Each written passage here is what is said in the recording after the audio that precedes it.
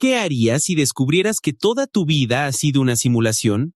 Imagina por un segundo que este video no es real, que solo eres un cerebro conectado a una máquina, o que, según la lógica, el movimiento es imposible y estás atrapado en el tiempo.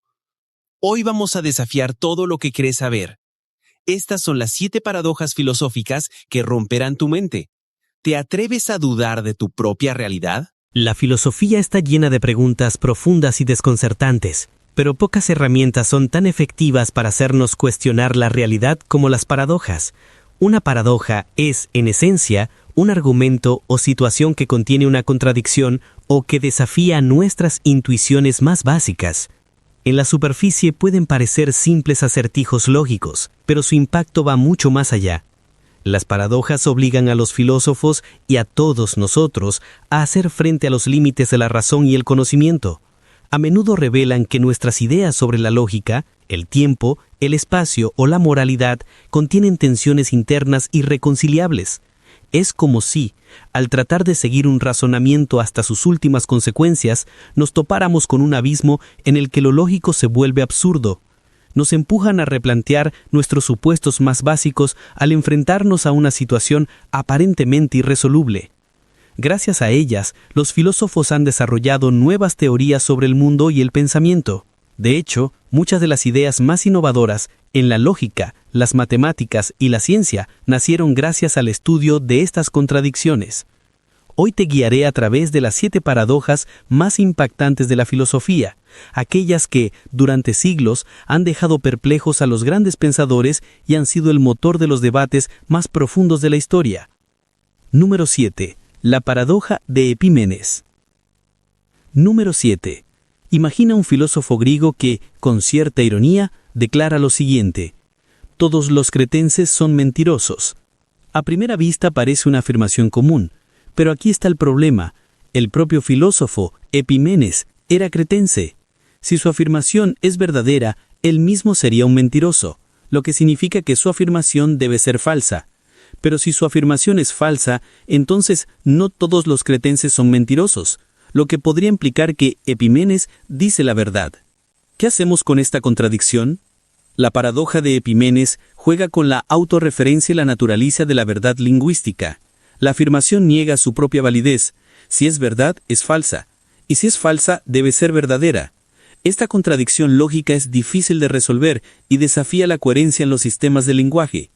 Plantea una pregunta clave: ¿cómo podemos definir la verdad en un sistema que se refiere a sí mismo? Este dilema muestra que, en ciertas condiciones, nuestras herramientas cognitivas entran en conflicto generando incoherencias lógicas sin solución aparente. Imagina que alguien te dice: yo siempre miento. Si dice la verdad, está mintiendo, lo que haría su declaración falsa, pero si miente, entonces está diciendo la verdad. Estas afirmaciones autorreferenciales se enredan en su propia lógica. Incluso hoy estas contradicciones aparecen en la programación informática, donde una función que se refiere a sí misma sin salida puede caer en un ciclo infinito, paralizando el sistema. Aunque comenzó como una cuestión del lenguaje cotidiano, esta paradoja ha sido fundamental en la lógica. Las declaraciones autorreferenciales han conducido a avances importantes en la teoría de la verdad. Filósofos y matemáticos como Bertrand Russell o Kurt Gödel trabajaron con estos problemas. Russell mostró que los sistemas lógicos que permiten la autorreferencia caen en contradicciones similares. Más tarde, Gödel demostró con su teorema de la incompletitud que en cualquier sistema complejo siempre habrá afirmaciones que no pueden ser ni verdaderas ni falsas, resaltando los límites del conocimiento lógico. Lo interesante es que nos recuerda que el lenguaje y la lógica no son infalibles. Bajo ciertas condiciones, incluso las afirmaciones más simples pueden volverse irresolubles. Número 6. El asno de Buridán. Número 6. Imaginemos a un asno parado exactamente en el centro de 2 montones de heno idénticos. Ambos están a la misma distancia, con la misma cantidad y calidad de alimento. Incapaz de decidir, el asno queda paralizado, sin razón para preferir uno sobre el otro. Trágicamente, permanece inmóvil hasta que muere de hambre. Este es el dilema del asno de Buridán, que nos enfrenta a la naturaleza de la decisión y el libre albedrío. Esta paradoja, atribuida a Jan Buridan en el siglo XIV, aborda la voluntad racional. Nos hace preguntar: ¿Cómo tomamos decisiones cuando no hay razones claras para preferir una opción? Si nuestras acciones estuvieran determinadas únicamente por la razón pura, podríamos quedar paralizados como el asno, al no encontrar diferencias objetivas. Pero en la vida real, rara vez nos bloqueamos así. Entonces, ¿qué nos impulsa? ¿Realmente somos libres o nuestras acciones están determinadas por causas que no identificamos? El dilema de Buridan ha sido clave en el debate sobre el determinismo. Si la lógica nos rigiera por completo, quedaríamos atrapados en la indecisión. Sin embargo, la realidad nos muestra que decidimos incluso sin razones claras. ¿Qué nos impulsa realmente? Quizás más allá de la razón, somos movidos por deseos o instintos que no reconocemos. ¿Hasta qué punto somos libres o estamos influenciados por fuerzas ajenas a nuestra conciencia? Este dilema ha influido en pensadores como David Hume o Schopenhauer, obligándonos a reconsiderar qué significa actuar de manera racional. Número 5. El barco de Teseo y la paradoja del montón. Número 5. ¿Qué define realmente la identidad? Imaginemos el barco de Teseo navegando por los mares. Con el tiempo, sus partes se desgastan y son reemplazadas una a una. Después de años, cada tabla y clavo ha sido sustituido. Entonces surge la pregunta, ¿sigue siendo el mismo barco? Este enigma trata sobre la continuidad a través del cambio. Pensemos ahora en otro problema. Tienes un montón de arena y le quitas un grano. Sigue siendo un montón. Pero si sigues quitando granos uno a uno, ¿cuándo deja de ser un montón? Esta es la paradoja del montón, que nos enfrenta a las transiciones graduales. El barco de Teseo plantea si un objeto conserva su identidad aunque todas sus partes cambian. ¿En qué momento exacto deja de ser el mismo barco? Y para complicarlo más, ¿qué sucedería si construyes otro barco con las piezas viejas que reemplazaste? ¿Cuál sería el verdadero barco de Teseo? Por otra parte, la paradoja del montón pregunta, ¿en qué momento una acumulación de pequeños cambios se convierte en un cambio fundamental? Este dilema nos muestra que hay transiciones tan graduales que no podemos precisar un punto exacto de cambio. Ambas paradojas nos llevan a la misma pregunta esencial. ¿Cómo definimos lo que permanece igual a lo largo del tiempo? Pensemos en algo cercano. Con el tiempo, todas las células de tu cuerpo se renuevan. Biológicamente, eres una persona nueva cada pocos años. Entonces, ¿eres la misma persona que hace 10 años? Si la respuesta es sí, ¿en qué sentido?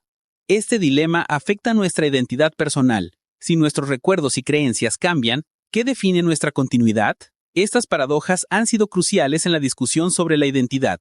Desde Platón hasta Locke, se ha debatido si la identidad es material o si hay una esencia subyacente. Lo interesante es que revela nuestra incapacidad para definir con precisión conceptos cotidianos. ¿Cómo trazamos límites entre el cambio y la gradualidad? Número 4. La paradoja de Russell. Número 4. Imaginemos un pueblo donde un barbero hace una promesa peculiar. Afeitará a todos los hombres del pueblo, pero solo a aquellos que no se afeiten a sí mismos. Surge la pregunta, ¿quién afeita al barbero? Si el barbero se afeita a sí mismo, según su regla, no debería hacerlo. Pero si no se afeita, entonces debería hacerlo ya que entra en la categoría de quienes no se afeitan a sí mismos. Estamos atrapados en un ciclo. Este dilema es la versión accesible de la paradoja de Russell. Planteada por Bertrand Russell, surge al aplicar la autorreferencia en la lógica. Russell preguntó, en un conjunto que contiene a todos los conjuntos que no se contienen a sí mismos, ¿este conjunto se contiene a sí mismo? Si se contiene, no debería estar ahí, pero si no se contiene, debería estarlo. Esta contradicción revela un fallo fundamental en los sistemas lógicos que permiten la autorreferencia sin restricciones. Nos muestra que, bajo ciertas condiciones, los sistemas lógicos colapsan. Esto nos obliga a replantear las reestructuras matemáticas que damos por sentadas. Imaginemos una red social que prohíbe seguir a las cuentas que no se siguen a sí mismas. Si una cuenta decide seguirse a sí misma, rompe las reglas, pero si no lo hace, también la viola. Cuando un sistema intenta regularse a sí mismo, a menudo cae en contradicciones irresolubles. Esto aparece en la informática, donde los bucles lógicos pueden colapsar el funcionamiento. La paradoja de Russell fue un descubrimiento crucial a principios del siglo XX. Mostró que permitir que un conjunto se refiera a sí mismo lleva a contradicciones insalvables. Para resolverlo, Russell propuso la teoría de los tipos, que limita los niveles de autorreferencia. Este avance influyó en la lógica formal y la filosofía del lenguaje, donde los problemas de autorreferencia siguen siendo relevantes hoy, especialmente con el auge de la inteligencia artificial. Número 3. El cerebro en una cubeta. Número 3. A partir de aquí, las paradojas desafían nuestra concepción de la realidad. pueden llegar a angustiar por su complejidad. ¿Qué pasaría si todo lo que crees que es real no lo fuera? Imagina que despiertas y descubres que todo lo que experimentas es una simulación. No tienes cuerpo ni estás viendo este video. En realidad, eres un cerebro flotando en una cubeta conectado a una supercomputadora que crea una ilusión de realidad. No puedes distinguir la ilusión porque tus sentidos están controlados. ¿Cómo puedes estar seguro de que el mundo es real?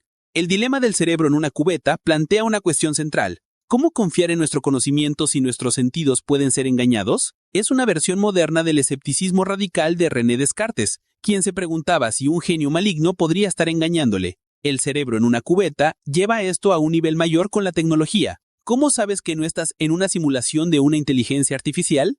Un ejemplo claro es la película Matrix, donde los humanos viven en una simulación. La pregunta no es solo sobre la realidad, sino sobre si alguna vez podremos descubrir la verdad.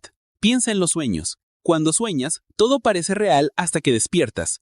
El cerebro en una cubeta es como un sueño del que nunca despiertas. ¿Alguna vez has tenido esa duda sobre la realidad al despertar? Esa incertidumbre es el estado constante de esta paradoja. Este experimento es crucial para entender los debates sobre el conocimiento. Si no podemos distinguir simulación de realidad, ¿cómo sabemos que nuestro conocimiento es verdadero? Esto nos lleva a un escepticismo extremo. También se relaciona con la filosofía de la mente y la IA. En un futuro con simulaciones avanzadas, sería posible vivir una vida simulada sin saberlo. El filósofo Hilary Putnam formalizó este experimento en 1981 para cuestionar el realismo. Lo intrigante es que toca el miedo a no poder conocer la verdad. Nos hace cuestionar nuestros sentidos y enfrentarnos a la posibilidad de que todo sea una ilusión diseñada. Si una computadora puede crear una realidad para un cerebro, ¿qué significa entonces ser humano? Número 2. Las paradojas de Zenón. ¿Qué pasaría si te dijera que una tortuga puede ganarle una carrera a Aquiles, el héroe más rápido? Zenón de Elea nos dice que Aquiles nunca alcanzará la tortuga. Según Zenón, para alcanzarla, Aquiles primero debe llegar al punto donde ella comenzó, pero para entonces la tortuga habrá avanzado un poco. Luego Aquiles debe alcanzar ese nuevo punto y así sucesivamente en una serie infinita. Aquiles siempre estará recortando distancia, pero nunca la alcanzará porque siempre queda un tramo por recorrer. Otra paradoja es la de la flecha. Si el tiempo se compone de instantes indivisibles, en cualquier momento dado, la flecha está en reposo ocupando un espacio. Si en cada instante está quieta, entonces nunca se mueve realmente. El movimiento sería una ilusión. Ambas paradojas cuestionan la naturaleza del movimiento, el tiempo y el espacio. Zenón quería mostrar que nuestra comprensión del movimiento es ilusoria. En la paradoja de Aquiles, la regresión infinita nos lleva al concepto de distancias infinitesimales, cruciales para el cálculo de Newton y Leibniz. Si en cada momento la flecha está quieta, ¿cómo se mueve en conjunto? Zenón pone en duda la continuidad del tiempo. Imagina que conduces hacia un destino, pero siempre te queda la mitad del camino por recorrer. Según este razonamiento, nunca llegarías. Aunque sabemos que llegamos, la paradoja nos desafía a reconsiderar la experiencia cotidiana. La realidad podría ser una ilusión.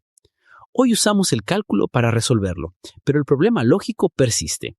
Estas paradojas plantean preguntas sobre la divisibilidad infinita. ¿Es el espacio infinitamente divisible o hay una unidad mínima?